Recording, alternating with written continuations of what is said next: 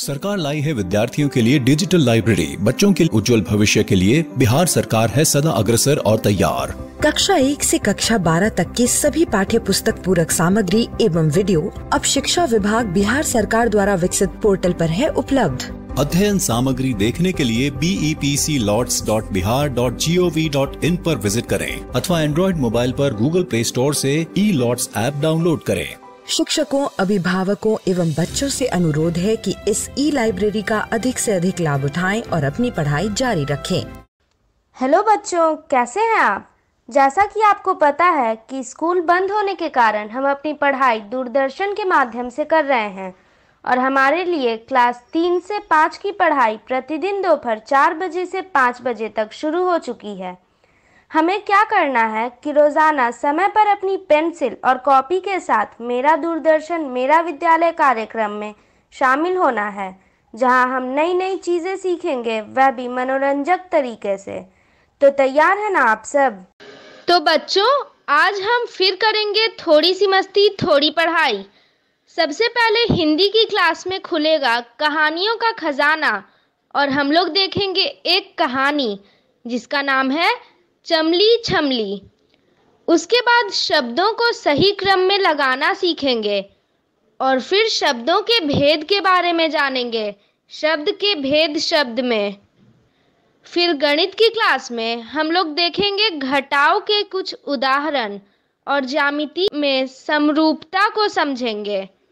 साथ ही कुछ ज्यामितीय अवधारणाओं से भी परिचय करेंगे। तो चलिए शुरू करते हैं आज की क्लास थोड़ी सी मस्ती थोड़ी पढ़ाई के साथ।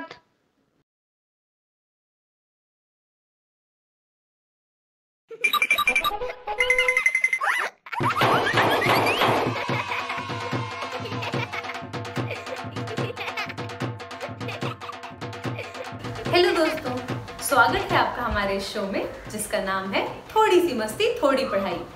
इस एपिसोड में हम खेल खेल में कुछ सीखेंगे। क्या सीखेंगे ये तो आपको पता ही है। आज हम 2 विषय सीखेंगे, हिंदी और गणित।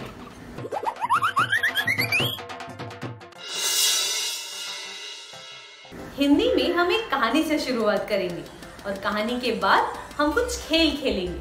ये खेल बड़े ही सरल होंगे और आपको हिंदी भाषा के बारे में समझने में मदद करेंगे। तो चलिए शुरुआत करते हैं कहानी से।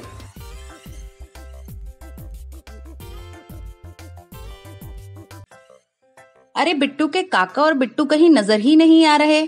कार्यक्रम का समय हो रहा है, इन दोनों का कहीं अता पता ही नहीं है। अरे नहीं बिट्टू की मौसी, मैं इतना जल्दी तुम्हारा साथ छोड़ने वाला नहीं हूँ। अभी तो भैंस को चारा देने गया था। मौसी, मैं तो काका की मदद कर रही थी। लेकिन आ तो रही थी मेरे साथ, फिर कहाँ चली गई? काका, कल नेहा मुझसे नाराज हो गई थी। उसने मुझे अपने घर बुलाया था, लेकिन मैं नहीं जा पाई थी उससे मिलने। अच्छा, फिर क्या हुआ? फिर क्या था मौसी, बैठ गई नेहा अपना मुंह फुलाकर। अब मुझे उसे मनाना पड़ेगा। हाँ, मनाना तो पड़ेगा ही, नहीं तो तुम्हारी दोस्त यूं ही दुखी होती रहेगी। लेकिन अब बिट्टू ऐसा क्या करे जिससे उसकी दोस्त मान जाए? हाँ वही तो मौसी, वो इतने गुस्से में है कि मुझसे बात भी नहीं कर रही। बड़े ही अजीब हो बिट्टू के काका। एक तरफ बिट्टू इतना दुखी और परेशान है और तुम हो कि उसको दिलासा देने की बजाय हंस रहे हो।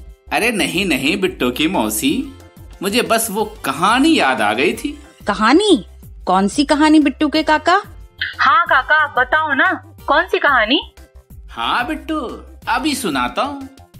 सुनकर शायद तुम्हें अपनी दोस्त को मनाने का कोई आइडिया मिल जाए। हाँ काका, ये तो बहुत अच्छा होगा, क्योंकि अभी मुझे कुछ नहीं सूझ रहा कि उसे कैसे मनाऊं।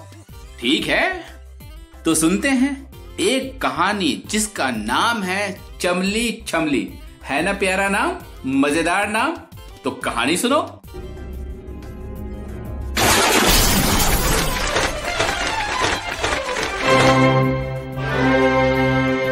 चमली और छमली। चमली छमली 2 जुड़वा बहनें हैं। एक दिन चमली मफलर बुन रही थी। छमली बोली, मैं तुमसे अच्छा बुन सकती हूँ। चमली को गुस्सा आ गया। वह रूठकर वहां से चली गई। दूसरे दिन छमली अकेली स्कूल गई। चमली ने स्कूल में भी छमली से बात नहीं की। छमली सोचने लगी कि वह चमली को कैसे मनाए। चमली पेड़ की डाली पर उदास बैठी थी। छमली ने लकड़ियों को जोड़कर एक सीढ़ी बनाई। छमली सीढ़ी को खींचकर पेड़ के पास ले जाने लगी। छमली सीढ़ी लगाकर एक पेड़ पर चढ़ गई। छमली और उसके भाई ने सीढ़ी को ऊपर खींच लिया। दोनों ने मिलकर पेड़ों की डाली के बीच सीढ़ी का पुल बना दिया। चमली को पुल बहुत अच्छा लगा। छमली बोली, यह पुल हमने तुम्हारे लिए बनाया है। फिर दोनों डाली पर बैठकर पुल के बारे में बातें करने लगीं। तो कैसी थी हमारी ये कहानी, चमली और छमली? चमली छमली। कहानी तो अच्छी थी बिट्टू। तुम बताओ, क्या तुम्हें अपनी दोस्त को मनाने का कोई आइडिया मिला? आइडिया का तो पता नहीं, लेकिन मुझे ये जरूर समझ आ गया है कि उससे जाकर बात की जाए। एक दो बार में शायद बात ना भी करे, लेकिन थोड़ी देर में तो मान ही जाएगी। पता है बिट्टू, मैं और तुम्हारी माँ भी बिल्कुल चमली छमली की तरह ही थे। थोड़ी सी बात पर हमारी आपस में ठन जाती थी और फिर थोड़ी ही देर में हम आपस में साथ खेलने लगते। हम दोनों एक दूसरे से ज्यादा देर तक गुस्सा रह ही नहीं पाते थे। अच्छा बिट्टू की मौसी, तुम ऐसा क्या करती थी कि बिट्टू की माँ का गुस्सा उड़ जाता था? बताती हूँ। पता है, पहले तो मैं उससे बोलती ही नहीं थी, पास जाकर चुपचाप बैठ जाती थी। फिर तुम्हारी माँ मुझे घूर कर देखती थी, मैं तो मुस्कुरा देती थी। उसे एक दो बार तो बहुत गुस्सा आता था, लेकिन थोड़ी देर में वो भी मेरी नकली हंसी देखकर हंसने लगती थी। अच्छा, ये तो बढ़िया आइडिया है। बिना बोले ही काम बन जाता था। काका, जब आपसे बाबा नाराज हो जाते थे तब आप क्या करते थे? मैं तुम्हारे बाबा के सामने मासूम सी सूरत बनाकर बैठ जाता था और जोर जोर से कुछ चुटकुले पढ़ता था। तो तुम्हारे बाबा थोड़ी देर तक तो अपनी हंसी दबाए रखते थे। बाद में जब उनसे बर्दाश्त नहीं हो पाता था तो फिर फूट पड़ती थी उनकी हंसी। क्या बात है! अब तो मेरी दोस्त को मनाने के लिए मेरे पास दो आइडियाज हैं। अब जब उसके पास जाऊंगी तो देखती हूँ कौन सा आइडिया काम करता है। तो दोस्तों, मैं तो अपनी दोस्त को मनाने के लिए इन दोनों आइडियाज को अपनाकर देख ही लूंगी कि कौन सा काम करता है। लेकिन आपसे भी कुछ सवाल हैं, जरा सोचकर बताइए उनका जवाब क्या होगा। तो मेरा पहला सवाल है, चमली छमली से क्यों नाराज हो गई थी? दूसरा सवाल है, छमली अपनी बहन चमली को मनाने के लिए और क्या कर सकती थी? तीसरा सवाल है, आपसे जब कोई नाराज हो जाता है तो आप उसे मनाने के लिए क्या क्या करते हैं? खैर बिट्टू, जब तुम अपनी दोस्त को मनाने जाओगी और जब तुम्हें समझ में नहीं आएगा तो कुछ समझने की कोशिश करोगी और फिर कुछ सोचेंगे, तब देखेंगे। अभी अपने पिटारे से मैं एक मजेदार खेल निकालता हूँ। खेलोगी ना तुम दोनों? अरे बिट्टू के काका, ये आप क्या उल्टा पुल्टा बोल रहे हैं? कुछ समझ में ही नहीं आ रहा है। सीधा सीधा क्यों नहीं बोलते हैं कि हम लोग एक नया खेल खेलने वाले हैं? लगाना उल्टा पुल्टा, बस यही खेल खेलते हैं। लेकिन अब ये मत पूछना कि ये कौन सा खेल है। खेलो और खुद समझ जाओ। तो आज का खेल है सही क्रम वाक्य। यानी कुछ वाक्य होंगे जिनको बारी बारी से सही क्रम में लगाना होगा। तो खेल शुरू करते हैं। अच्छा, तो यानी मुझे शब्दों को आगे पीछे करना होगा और उन्हें एक क्रम में लगाना होगा। तो पहले जाएंगे नानी, हम, के, जी, साथ, बाजार, कल।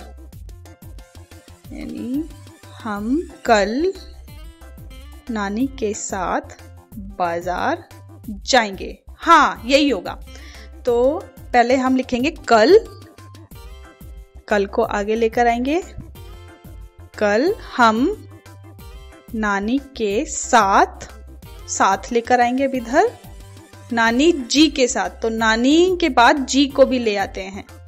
कल हम नानी जी के साथ के इधर ले आते हैं। हाँ, कल हम नानी जी के साथ बाजार जाएंगे। अब देखती हूँ मैंने सही किया है कि नहीं किया है। That's right. अरे वाह। अगला है में है जंगल रहता हिरन।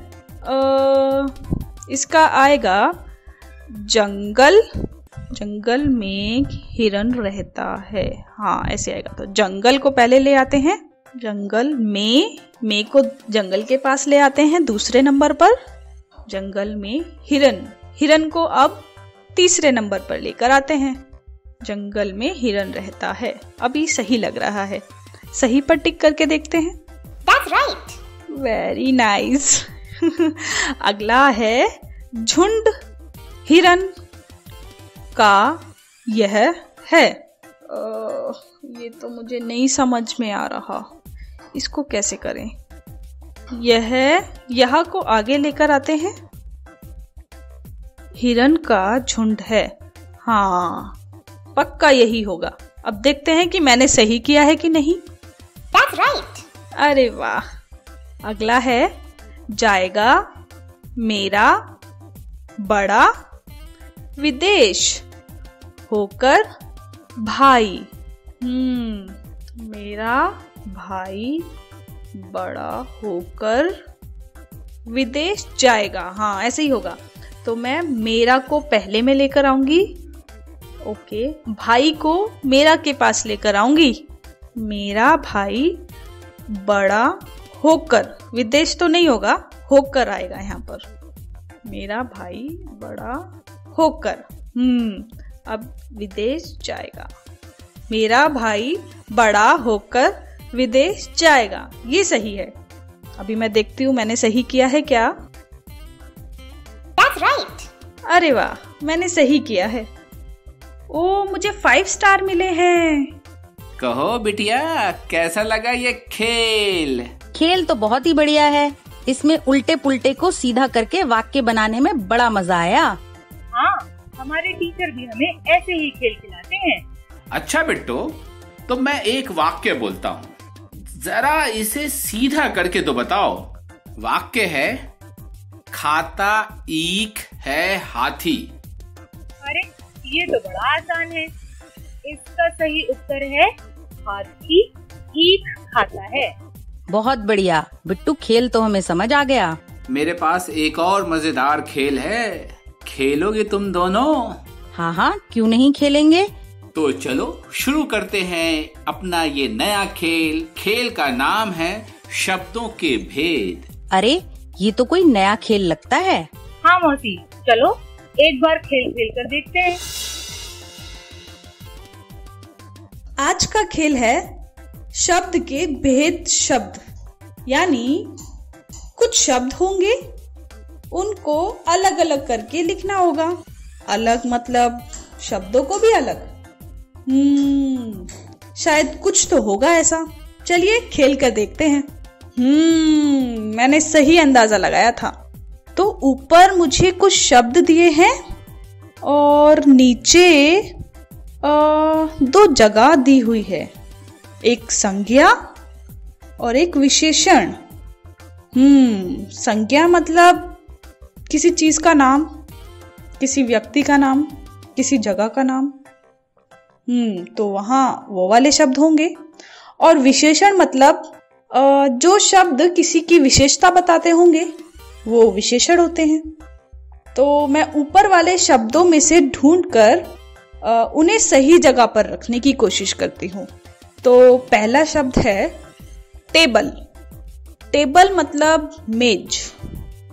वो तो नाम होता है। तो इसको संज्ञा के जगह पर रखती हूँ।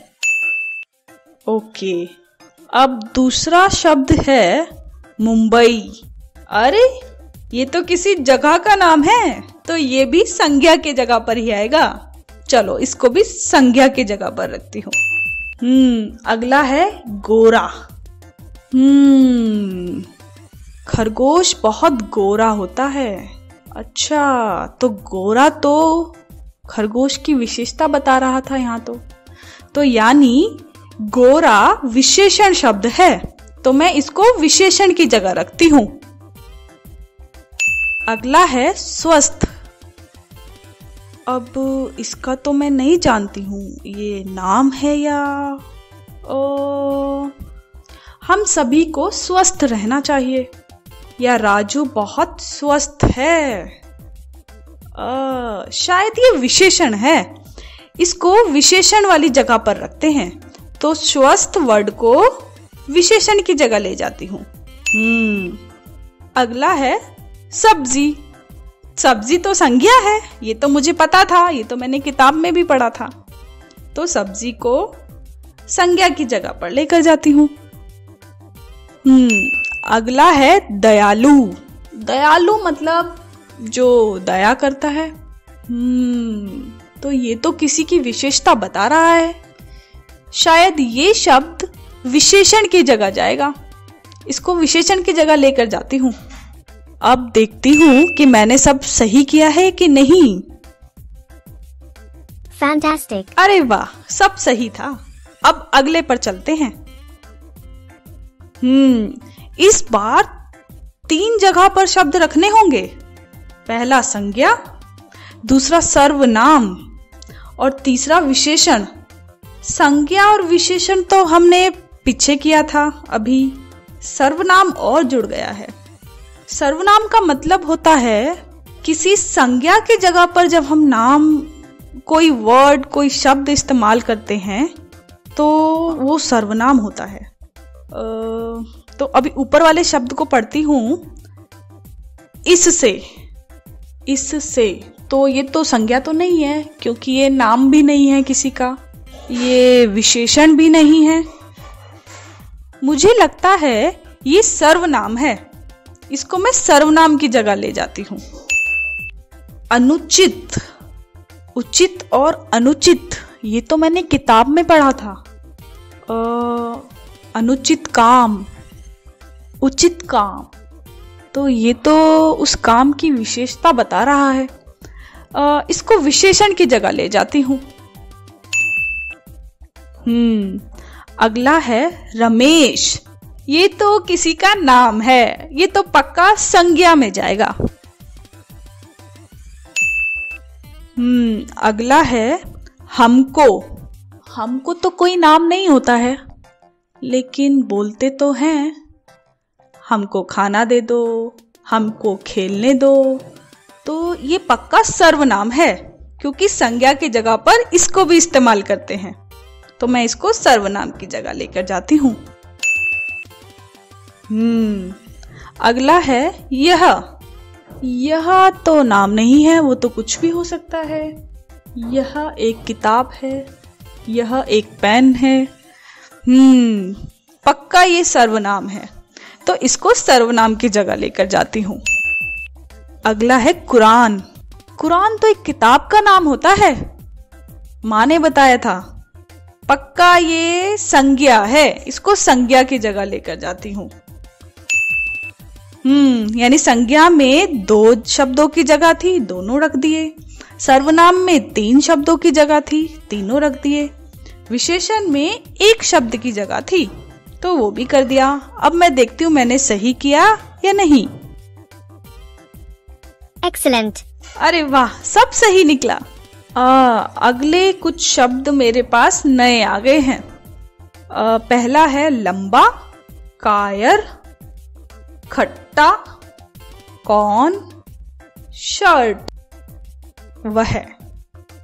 ओके, तो लंबा शब्द किसी की विशेषता को दिखाता है, तो इसको विशेषण में लेकर जाती हूँ। कायर शब्द भी किसी की विशेषता को बताता है, तो मैं कायर को भी विशेषण में लेकर जाती हूँ। खट्टा, अंगूर खट्टे हैं, यानी खट्टा शब्द किसी की विशेषता को बताता है। तो मैं खट्टा को विशेषण में लेके जाती हूँ। हाँ, अब अगला शब्द है कौन। कौन कौन, ये किसी का नाम तो नहीं है। इसका तो मुझे नहीं पता है। मैं अंदाजा लगाती हूँ, शायद ये सर्वनाम में जाएगा। इसको सर्वनाम में ले जाती हूँ। अगला शब्द है शर्ट। शर्ट तो किसी कपड़े का नाम होता है, तो इसको मैं संज्ञा की जगह लेकर जाती हूँ। अगला शब्द है वह। वह कोई नाम तो नहीं है, तो ये पक्का सर्वनाम है, तो इसको सर्वनाम की जगह लेकर जाती हूँ। अब सही पर टिक करके देखती हूँ कि मैंने सही किया है या नहीं। Good job. अरे वाह, बिल्कुल सही है। बिट्टू और बिट्टू की मौसी, पूछूं कि कैसा लगा ये खेल? वाह, खेल सच में मजेदार था, लेकिन मैं कुछ शब्दों में अटक गई थी। वे संज्ञा हैं या विशेषण, समझ ही नहीं आ रहा था। हाँ, मेरे साथ भी यही हुआ। तो फिर तुम दोनों ने क्या किया? मैंने तो तुक्का लगाया, और सबसे मजेदार बात ये हुई कि मेरा तुक्का भी सही लग गया। अरे मौसी, मैंने भी यही किया। हाँ तो बच्चों, जैसे बिट्टू और बिट्टू की मौसी ने ये खेल खेल कर देखा, आप सभी अपने अपने घरों में बैठकर ये खेल खेलो और दिए हुए शब्दों को संज्ञा, सर्वनाम और विशेषण में अलग अलग करके लिखो। शब्द हैं पटना, लाल किला, घर, तुम, खाना, नटखट, वे, कब, लंबा, दिल्ली, पूरी, सब्जी, दूध, जयपुर, हवा महल, गोल घर। थोड़ा थक गए हैं, अब थोड़ा आराम कर लेते हैं। अरे ऐसे कैसे? अब खेलने का मन हुआ तो आप आराम की बात करने लगे। आज मेरे पास भी एक खेल है। कौन सा खेल मौसी? मैं तुम लोगों से पहेली पूछती हूँ, तो बताओ बिट्टू के काका। एक थाल मोती से भरा, सबके सर पर औंधा धरा, जैसे जैसे थाल फिरे, मोती उससे एक न गिरे। क्या कहा? एक थाल मोती से भरा, सबके सर पर औंधा धरा, जैसे जैसे थाल फिरे, मोती उससे एक न गिरे। ये तो बहुत ही आसान है। इसका जवाब है, बताऊं? आसमान, वो भी रात के समय का। काका, लेकिन मोती कहाँ होते हैं उसमें? अरे बिटिया, तारों को ही मोती कहा गया है इसमें। अरे हाँ, बिल्कुल सही जवाब। आप जीतते हैं 1 गिलास पानी। लाना बिट्टू काका के लिए 1 गिलास पानी। हाँ, अभी लाई। अच्छा हुआ पानी पिला दिया, गला सूख गया था बिल्कुल। अब ठीक है। अब मैं एक पहेली पूछती हूँ। जल से भरा एक मटका, जो है सबसे ऊंचा लटका, पी लो पानी है मीठा मीठा, जरा भी नहीं है खट्टा, बताओ मैं कौन हूँ? जल से भरा एक मटका, जो है से ऊंचा लटका, पी लो पानी है मीठा मीठा, जरा भी नहीं है खट्टा। जल से भरा हुआ मटका, यानी कोई मटके जैसा, जो है सबसे ऊंचा लटका, यानी ऐसा मटका जो ऊपर की तरफ लटका हुआ है। पी लो पानी है मीठा मीठा, यानी उस मटके में मीठा पानी है। जरा भी नहीं है खट्टा, यानी हमेशा उसमें मीठा पानी होगा। शायद इसका उत्तर है नारियल। हाँ, नारियल ही है। हाँ मौसी, आपका जवाब बिल्कुल सही है, और आप भी जीतते हैं इस गर्मी में 1 गिलास ठंडा पानी, जो मैंने पहले से ही लेकर रखा है। अरे वाह बिट्टू की मौसी, तुमने तो कमाल कर दिया। ठीक है, अब मेरी बारी है। अरे अब बस, फिर कभी पूछ लेना। काका का नंबर कट गया। देख लूंगा तुम दोनों को। कोई नहीं, मैं बच्चों से पूछ लेता हूँ। अपने अपने घरों में टीवी के सामने ये शो देख रहे बच्चों, अब आपके लिए भी एक पहेली है। इसका जवाब आप खोजें और किसी को बताएं।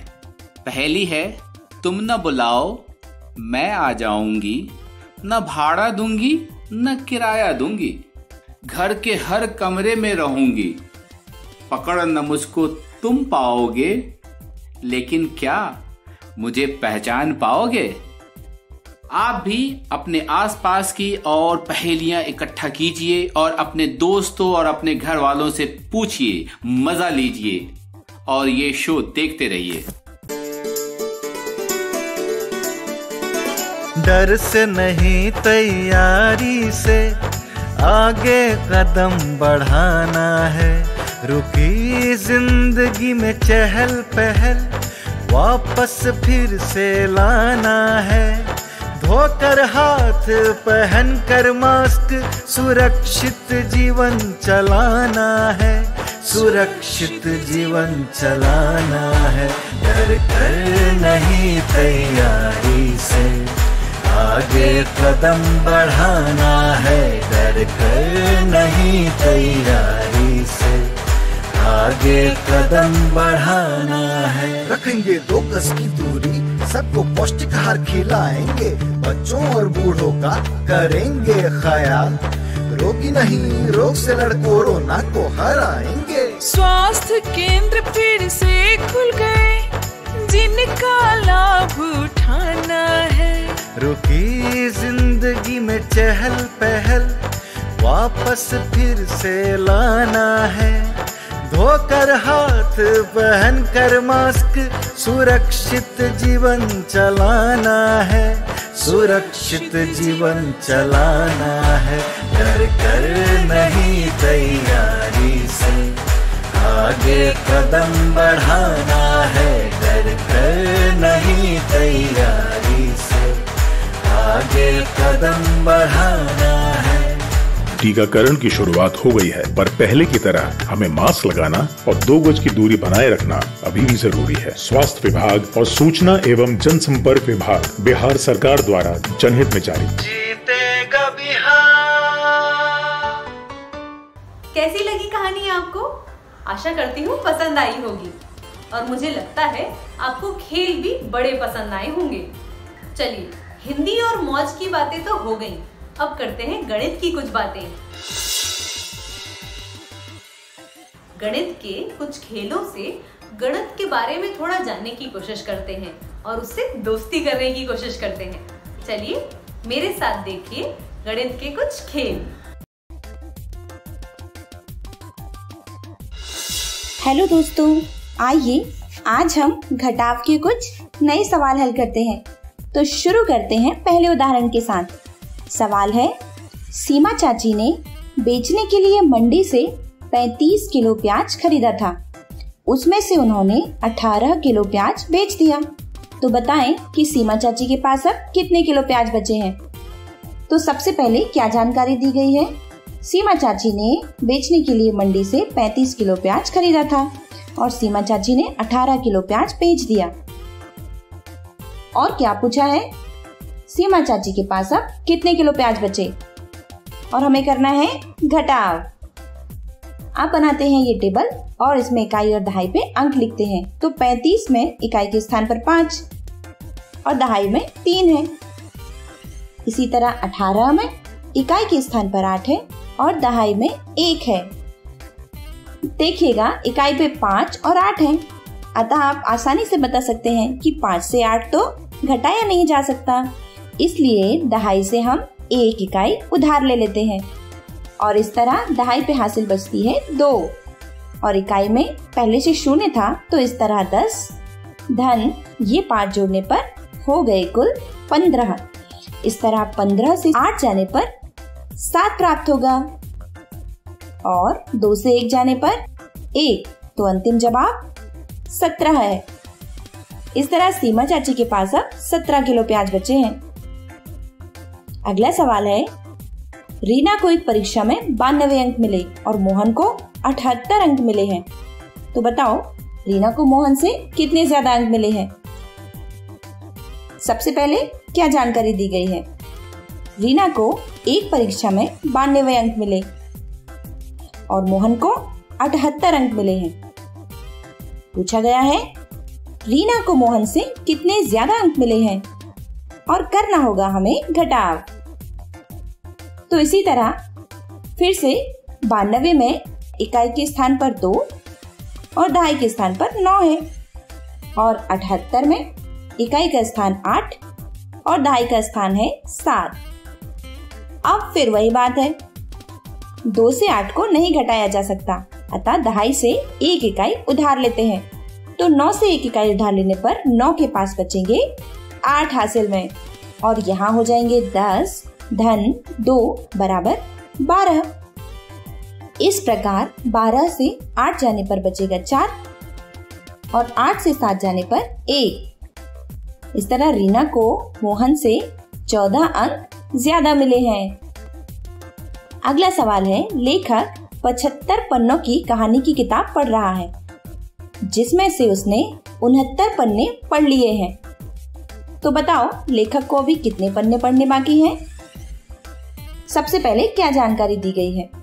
लेखक 75 पन्नों की कहानी की किताब पढ़ रहा है जिसमें से उसने 69 पन्ने पढ़ लिए और हमसे पूछा क्या गया है, लेखक को अभी कितने पन्ने पढ़ने बाकी हैं और करना होगा हमें घटाव।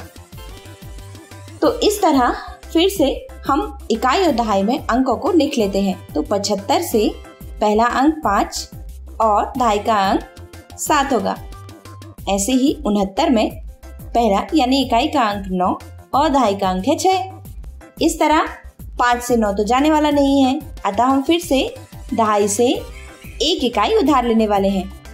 तो इस 7 से 1 इकाई उधार लेने पर 7 के पास हासिल में 6 बचे और यहाँ हुए 10 धन 5 बराबर कुल 15 और 15 से 9 जाने पर 6 प्राप्त होगा और 6 से 6 जाने पर तो 0।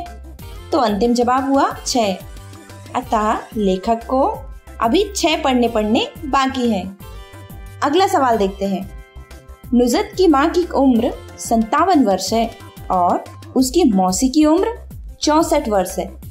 तो बताओ नुजत की माँ की उम्र और उसकी मौसी की उम्र में कितने साल का अंतर है? सबसे पहला काम, क्या जानकारी दी गई है? नुजत की माँ की उम्र 57 वर्ष है और मौसी की उम्र है 64 वर्ष। पूछा गया है माँ की उम्र और उसकी मौसी की उम्र में कितने साल का अंतर है? करना होगा घटाव। इसी तरह इकाई और दहाई में फिर से लिखेंगे। 64 में इकाई का अंक 4 और दहाई का अंक 6 और 57 में इकाई का अंक 7 और दहाई का अंक 5 है। इस तरह इकाई के अंक पे 4 है जो कि छोटा है 7 से, तो हम फिर से 6 से 1 इकाई उधार लेने वाले हैं। 6 के पास हासिल बचा 5 और यहाँ हुआ 10 धन 4 बराबर 14 और 14 से 7 जाने पर 7 प्राप्त होता है और 5 से 5 गया तो बचा 0। तो अंतिम जवाब 7 है। इस तरह माँ की उम्र और उसकी मौसी की उम्र में 7 साल का अंतर है। इसी तरह सवाल हल आप भी करिएगा। फिर मिलते हैं, बाय बाय।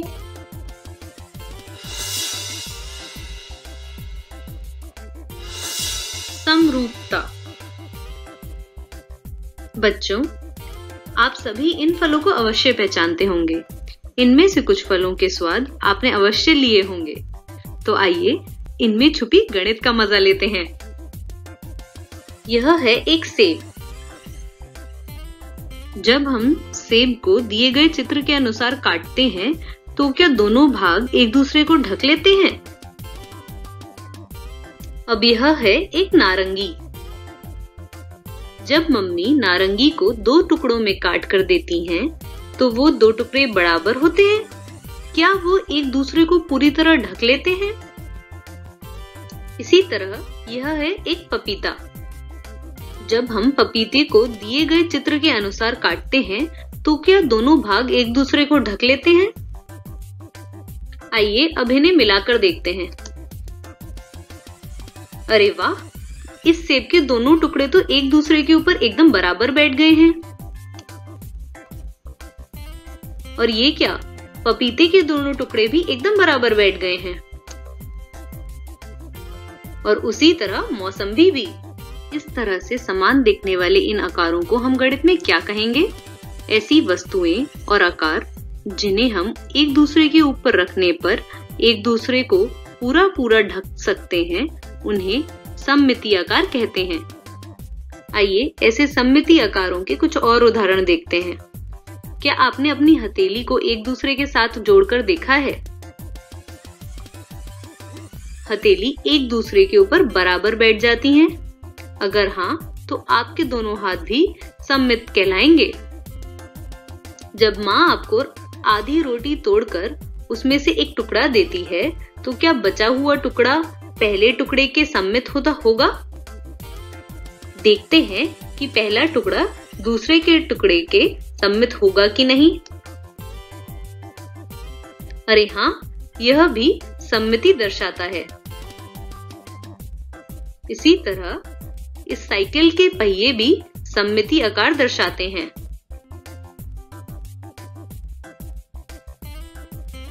अब इस घर के चित्र को देखें, यह भी एक सममिति दर्शाता है। देखिए, यह एक दूसरे को बराबर ढक लेते हैं। क्या ये चप्पल भी सममिति दर्शाती हैं? सोचिए और अपने आसपास वालों से इस प्रश्न का जवाब पूछिए। बहुभुज, इस आकार को क्या कहते हैं और इसमें कितनी भुजाएं हैं? इस आकार को त्रिभुज कहते हैं। 3 भुजाएं हैं, 1, 2, 3, 3 भुजाओं वाला त्रिभुज। अच्छा बताइए, तो आपने इस आकार की कोई और वस्तु आसपास देखी है?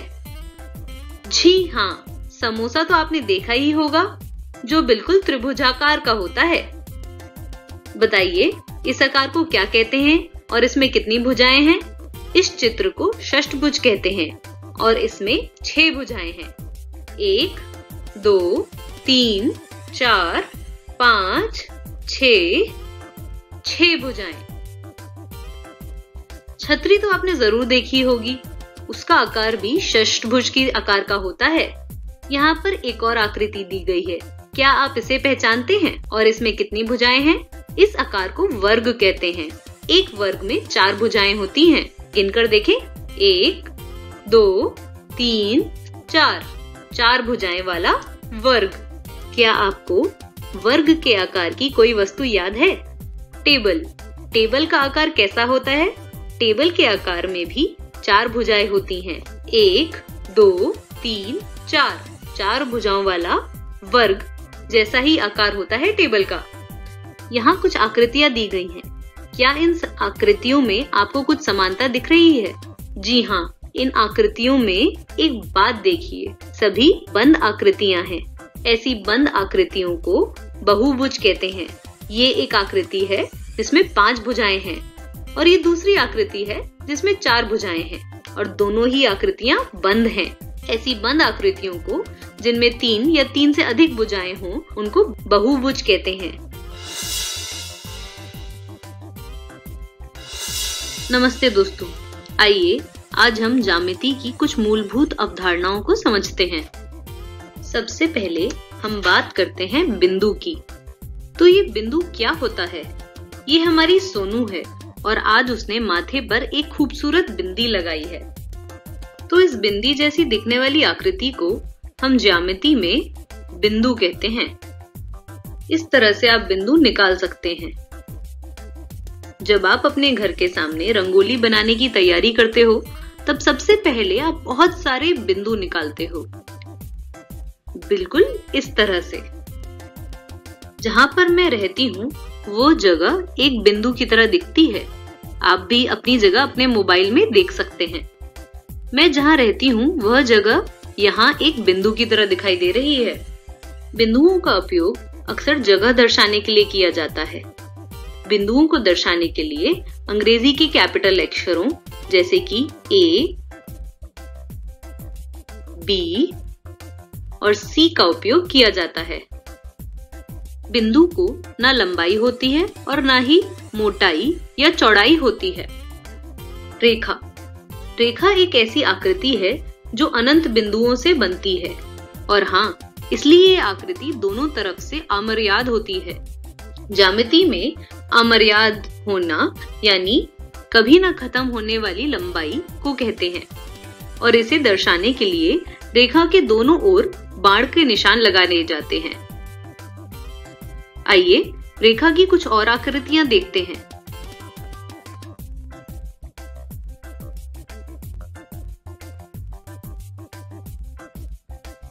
यहाँ 3 आकृतियां हैं और ये सभी रेखाएं हैं। रेखा को रेखा एल, रेखा को रेखा एल अथवा रेखा AB अथवा रेखा AB इस तरह से दर्शाया जाता है। रेखा की कोई मोटाई नहीं होती लेकिन लंबाई होती है, मगर क्योंकि उसकी लंबाई हम नाप नहीं सकते क्योंकि हमें पता ही नहीं कि रेखा का अंत कहाँ पर है, इसलिए रेखा की लंबाई अनंत होती है। आइए अब अगली अवधारणा को देखते हैं। रेखाखंड। रेखा और खंड मिलकर बना हुआ है रेखाखंड शब्द। रेखाखंड यानी रेखा इस तरह से और उसका बना हुआ एक टुकड़ा बिल्कुल इस तरह से। यह आकृति रेखाखंड कहलाती है। रेखाखंड को एक आरंभ बिंदु होता है। आरंभ बिंदु यानी जहां से रेखाखंड का आरंभ होता है। हमारा यह रेखाखंड आरंभ बिंदु A से शुरू होता है। जी हाँ, आप यही सोच रहे हैं ना, इस रेखाखंड की शुरुआत A से हो रही है और B उसका अंतिम बिंदु कहलाएगा। ये रहा उसका अंतिम बिंदु B। क्योंकि यह रेखाखंड बिंदु B पर समाप्त हो रहा है, तो इस तरह से इस रेखाखंड का नाम हुआ रेखाखंड AB। क्योंकि हम रेखाखंड AB को नाप सकते हैं बिंदु A से बिंदु B तक, इसलिए रेखाखंड की लंबाई नापी जा सकती है। तो क्या आप रेखाखंड को दोनों तरफ से नाप सकते हैं? हाँ बिल्कुल, आप रेखाखंड को बिंदु A से बिंदु B तक नाप सकते हैं अथवा आप उसे बिंदु B से बिंदु A तक नाप सकते हैं। दोनों तरफ से रेखाखंड AB की लंबाई समान रहती है, इसलिए इस रेखाखंड को हम रेखाखंड AB या रेखाखंड BA दोनों ही कह सकते हैं। तो हमने जाना कि रेखाखंड नापा जा सकता है और दोनों ओर से नापा जा सकता है। तो आप आपका घर और आपका पाठशाला जितना दूर है कैसे पता करेंगे? इन दोनों के बीच का अंतर नापकर, है ना? तो यह अंतर क्या एक रेखा हुआ या एक रेखाखंड? सही जवाब, यह अंतर एक रेखाखंड हुआ। आइए अगली अवधारणा की ओर बढ़ते हैं।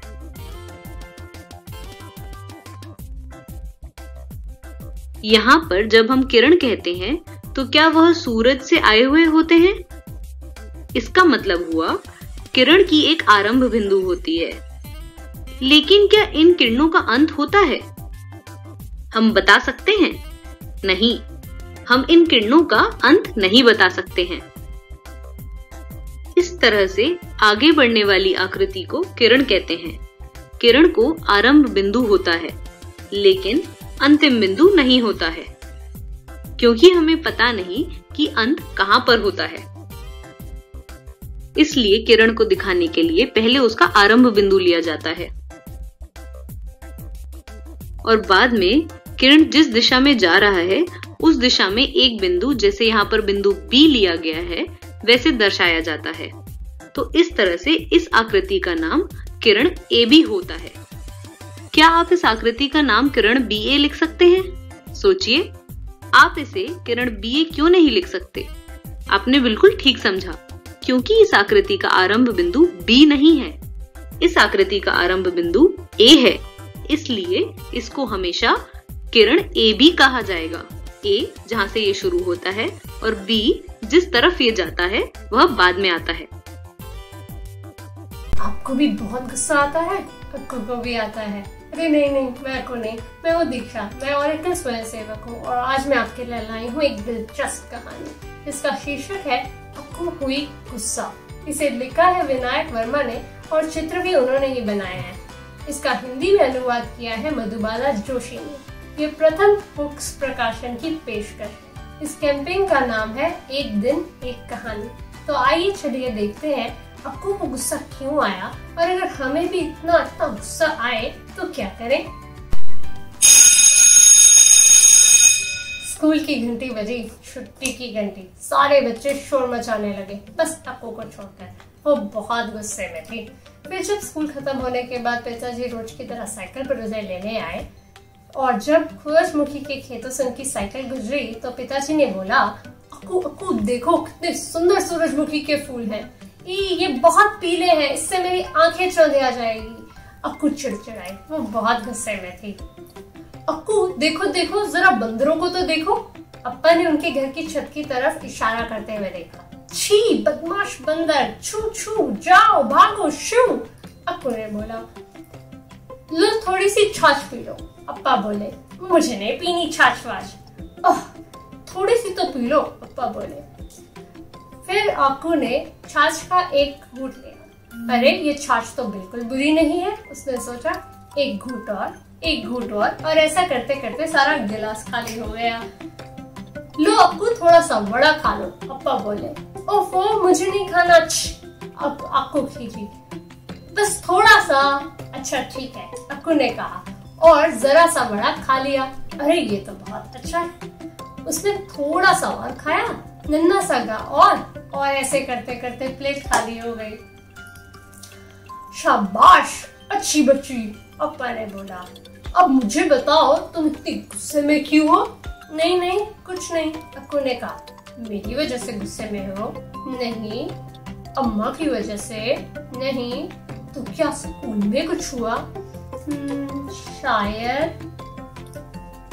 अच्छा अक्कू ऐसा करो, तुम्हारे साथ जो कुछ भी हुआ क्या तुम उसका चित्र बना सकती हो? अप्पा ने पूछा। ये लो एक बढ़िया सा कागज और कुछ रंग। अक्कू ने सोचा और वो चित्र बनाने लगी। अक्कू ने थोड़ा सोचा और उसने एक ईंट बनाई। ये है वो ईंट, मैं सुबह इससे टकराकर गिर गई थी। अक्कू ने कहा, ये बहुत ही बेकार ईंट है, इससे ठोकर खा के मैं गिर गई।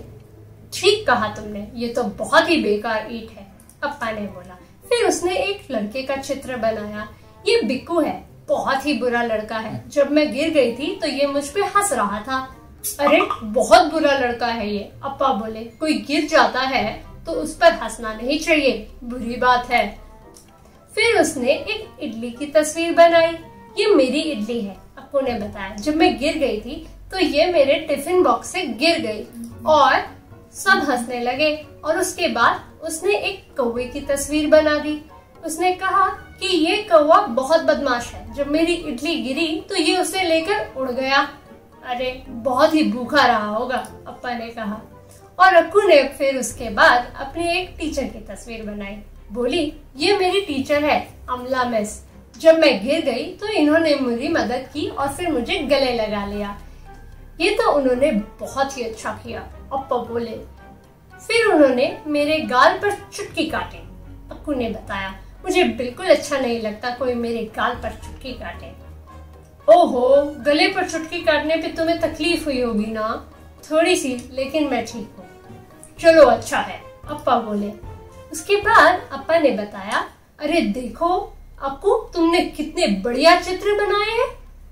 तुम वास्तव में एक कलाकार हो। क्या तुम अपनी अम्मा के लिए भी कुछ अच्छा सा बना सकती हो? ठीक है, अक्कू बोली। उसने एक चित्र बनाया। यह एक छोटा सा सफेद चूहा है, और एक चित्र बनाया और कहा ये एक नाव है। ऐसे करते करते उसने एक के बाद एक बहुत सारे चित्र बना दिए। ये नारियल का पेड़ है, और ये सूरजमुखी का फूल, और ये आपकी साइकिल है अप्पा, और एक कुत्ता भी बनाया, और ये रहा एक मेंढक।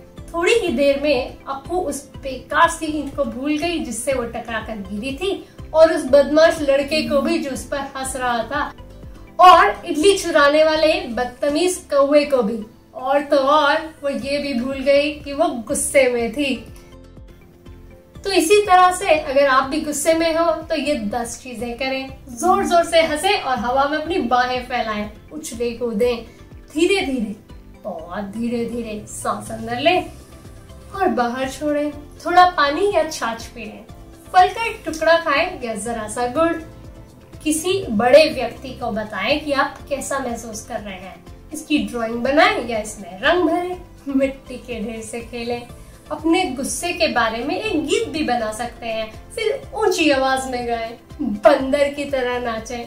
तो ये थी अक्कू और उसके भयंकर गुस्से की कहानी। मैं आशा करती हूँ कि अगर आपको भी कभी इतना गुस्सा आए तो ये कुछ बातें आपकी सहायता करेंगी। आइए अब साथ मिलकर थोड़ा दिमाग चलाते हैं।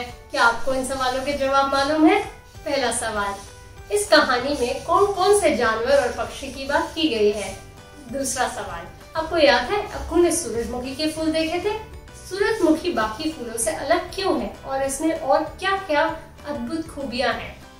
तीसरा सवाल, अब मैं आपको कुछ शब्द बताऊंगी। ये शब्द आपने कहानी में भी सुने होंगे। आप मुझे इन शब्दों के विपरीत शब्द बता सकते हैं? पहला शब्द खुशी, दूसरा शब्द खाली, तीसरा शब्द बदमाश, चौथा शब्द शोर। अगर आपको इन सवालों के जवाब पता है तो मुझे जरूर बताएं। अब अंत में मैं आपको ये बताना चाहूंगी कि आप घर में बैठे अक्कू के अप्पा की मूंछों जैसा ये खिलौना अपने लिए कैसे बना सकते हैं। इसके लिए आपको चाहिए एक खाली कागज, ये किसी भी आकार का हो सकता है, एक कैंची, एक टेप, पेंसिल या पेन और एक डंडी। ये डंडी आप अपने घर में पड़े सीप के झाड़ू से भी ले सकते हैं। तो सबसे पहले आप अपने कागज को इस तरह से मोड़ लें और फिर इस पर पेंसिल या पेन से मूंछ की एक तरफ को बनाएं।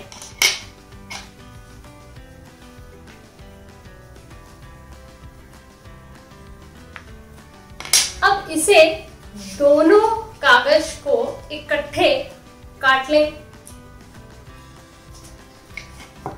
काटने के बाद ये कुछ इस तरीके का दिखेगा और अगर आप इसे खोलेंगे तो ये दोनों तरफ की मूंछ बन जाएगी।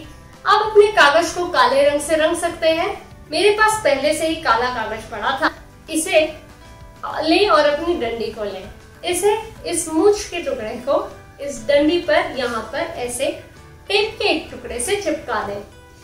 जब ये इस डंडी से चिपक जाएगा और तो आप इसे ऐसे पकड़कर खेल सकते हैं और ले आपका खिलौना तैयार है। मुझे सुनने के लिए धन्यवाद। फिर मिलते हैं। तो आशा करती हूँ बच्चों आज के एपिसोड में आपने जरूर कुछ नया सीखा होगा। तो घर पर रहें, पढ़ते रहें, बढ़ते रहें। मिलते हैं अगले एपिसोड में। बाय बाय बच्चों।